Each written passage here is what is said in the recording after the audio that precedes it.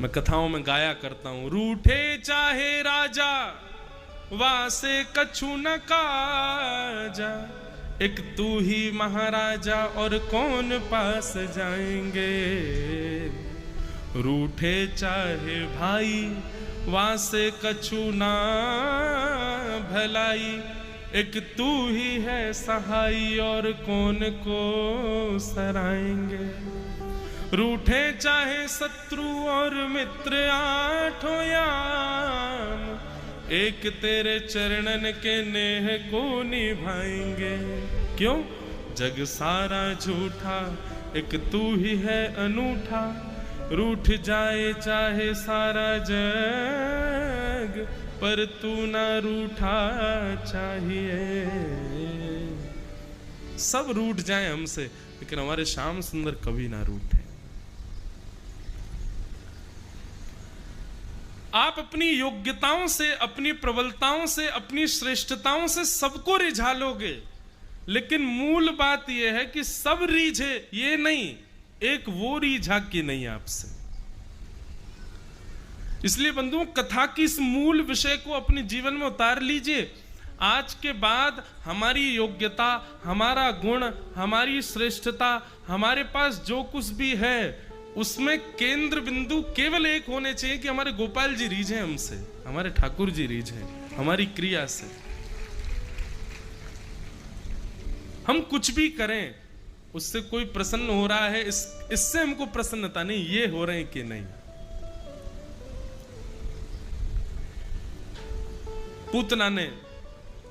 पूतना योग्य नहीं बन पाई, ठाकुर जी के नेत्रों के अधिकारिणी नहीं बन पाई। मैं कथाओं में कहा करता हूं, 1 लाख लोग बिहारी जी का दर्शन कर रहे हैं, ये बड़ी बात नहीं है।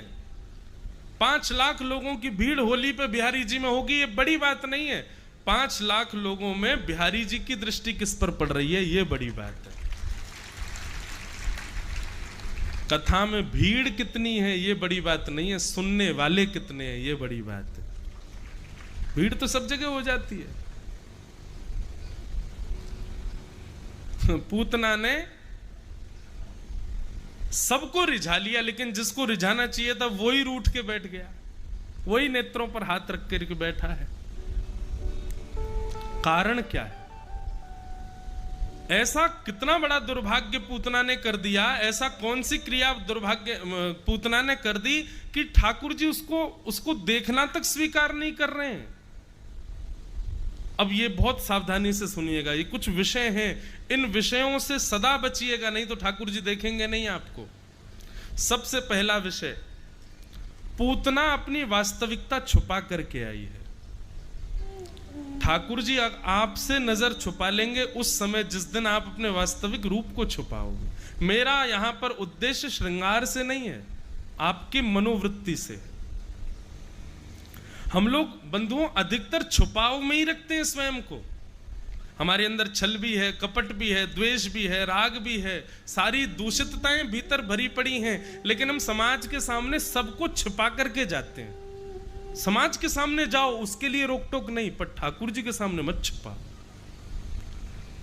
सूरदास जी महाराज ठाकुर जी से कहते हैं, इतने बड़े संत, इतने बड़े रसिक, इतने बड़े भक्ति भाव में रहने वाले सूरदास जी ठाकुर जी से कहते हैं, कौन कुटिल खल कामी मौसम, कौन कुटिल खल कामी, जो तन दियो ताहि बिसरायो, ऐसो नमक हरामी, कौन कुटिल खल कामी मौसम, कौन कुटिल खल कामी। ये बात हम क्यों कह रहे हैं? आप अपनी वास्तविकता सबके सामने छुपाते हैं दूसरे को रिझाने के लिए, पर बंधुओं सदा याद रखना, वैद्य के सामने रोग छिपाओगे तो चिकित्सा नहीं हो पाएगी। वैद्य के सामने तो रोग प्रकट करना पड़ता है। आप सबसे छुपाओ, लेकिन जब भी ठाकुर जी के सामने जाओ, एकांत में खड़े होकर के अपने सब भाव बताओ। ठाकुर जी, मेरे अंदर बहुत मोह है, मुझे बहुत क्रोध आता है, मैं वो सामने पड़ोसी उसको मुझे वो देखना ही नहीं सुहाता, उसकी उपलब्धि से मुझको दिक्कत होती है। ठाकुर जी मेरे अंदर काम कूट कूट के भरा है, ये सारे अपनी दूषितताएं प्रकट करो, वहां छुपाओ नहीं ठाकुर जी के आगे। जिस प्रकार समाज में स्वयं को छुपाया है, वैसे ही ठाकुर जी के सामने भी अपनी वास्तविकता छुपाओगे तो आप पूतना हो, ठाकुर जी आपको देखेंगे नहीं। तो पहली बात, अपनी वास्तविकता सबसे छुपाओ, पर ठाकुर जी से कभी नहीं। प्रस्तुत करो, बताओ ठाकुर जी को, हैं ठाकुर जी हम ऐसे। हम लोग क्या करते हैं, अपनी अवस्था तो ठाकुर जी को नहीं बताते, अपनी व्यवस्थाएं बता देते हैं। ठाकुर जी ये काम नहीं बन रहे, ये काम नहीं हो रहे, यो नहीं हो रहा, ये पेपर पास आउट नहीं हो रहा, यहाँ जॉब नहीं लग रही, ये हमारा डील नहीं हो रही, ये व्यापार नहीं चल रहा, व्यवस्थाएं बता दी। ठाकुर जी कह रहे हैं खुद को तो बता तू कैसा है, अपनी अवस्था तो बता ही नहीं, वो तुम छुपाते हैं। अपनी अवस्था का प्रादुर्भाव करो ठाकुर जी के आगे।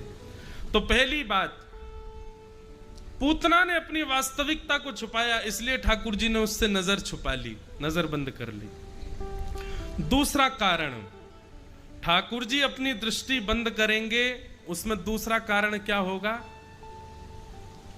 पूतना ने क्या किया, गोकुल आई, रूप बदल करके आई, यहां तक भी ठीक था, लेकिन आते ही जितने भी लोग उत्सव मना रहे थे, ठाकुर जी का जन्मोत्सव कर रहे थे, ठाकुर जी के उत्सव में नाच रहे थे, गा रहे थे, बढ़िया भक्ति भाव में ओतप्रोत थे, सबको आकर के उसने सबका भजन छुड़वा दिया, अपनी ओर आकर्षित कर लिया।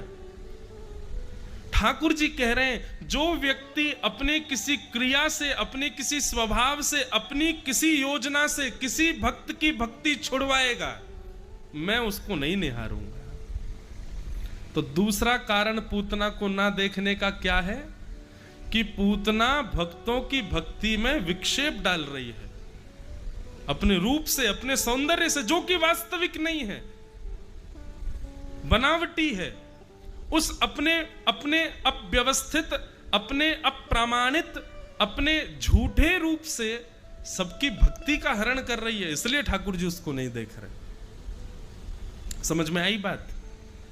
यदि आपकी कोई क्रिया, आपकी कोई व्यवस्था, आपके द्वारा बनाई गई कोई योजना यदि किसी की भक्ति में विक्षेप डाल रही है, तो आप पूतना हो ठाकुर जी के लिए, देखेंगे नहीं ठाकुर जी आपको।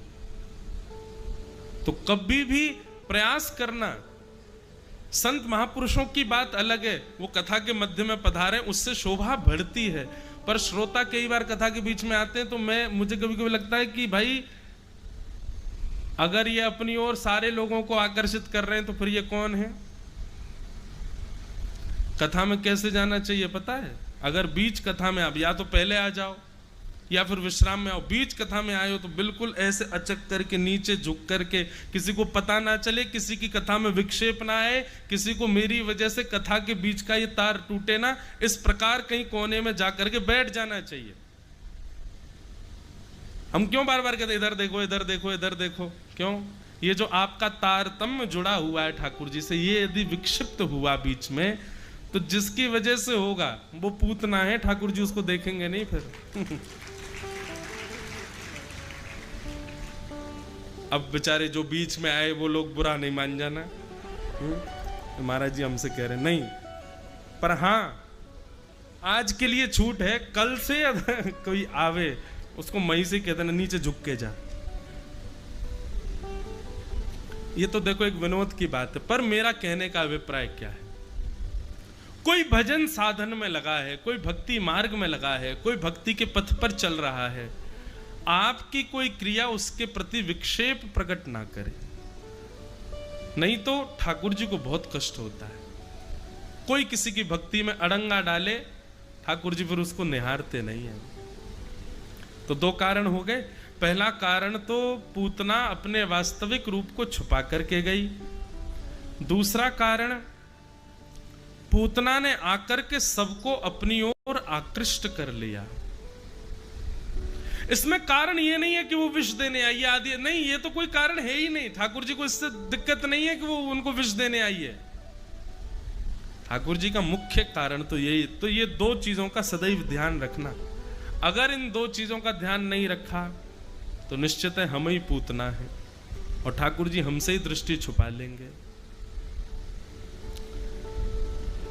पूतना की गोद में ठाकुर जी लेट गए, आंखें बंद कर ली। यशोदा मैया किसी कार्य से बाहर चली गई। पूतना ने समय जान करके तुरंत अपना पयोधर भगवान के मुख में दे दिया। ठाकुर जी ने पहले तो उसके विष को पिया, फिर उसके रस तत्वों को पिया, उसके दुग्ध को पिया, उसके पुण्यों को पिया, उसके पापों को पिया और पीते पीते पीते पीते ठाकुर जी गाढ़म कराभ्याम भगवान प्रपिड्यतत् प्राणै समम रोष समन वितो पिबत। जैसे ही ठाकुर जी ने पूतना के प्राण पीने प्रारंभ किए, पूतना को तो घबराहट होने लगी। बोले 5-10 मिनट में इसकी मृत्यु हो जानी चाहिए, अभी तक मरा नहीं, इतनी देर हो गई। अब तो जैसे ही पूतना के प्राण पीने लगे ठाकुर जी, वो अपने विकराल रूप में आने लगी, राक्षसी रूप धारण करने लगी। उसके केश निकल करके आ गए, बड़े बड़े नाखून, ये विशाल मुख, 2-2 दांत निकल के, जैसे भी राक्षसी का रूप हो, पूर्ण रूपेण राक्षसी रूप में जैसे प्रकट हुई। सा मुंच मुंचाल मित प्रभाषणी, ठाकुर जी को पकड़ करके जोर से खींचे कि ये मुझसे दूर हो, लेकिन ठाकुर जी दूर नहीं हो रहे हैं। अरे बालक छोड़, अरे बालक छोड़, चिल्लाने लगी। हमारे पिताजी महाराज कथा में कहते हैं, नन्हे से 6 दिन के ठाकुर जी ने अब अपने आंखों से हाथ हटाया, अब पूतना को देखा, हाँ अब अपने वास्तविक रूप में आई है। और नन्हे से गोपाल जी बोल गए, मौसी जी हम पे तो पकड़वो ही आवे, छोड़वो ना आवे। और जाकू एक बार पकड़ लेना फिर ठिकाने लगा के ही छोड़े, चाहे वो भक्त हो चाहे वो राक्षस हो, आपकी बारी है। और विशाल विकराल पूतना राक्षसी के ठाकुर जी ने प्राण लेकर के हरण करके उसका वध कर दिया। बोलो पूतना मर्दन भगवान।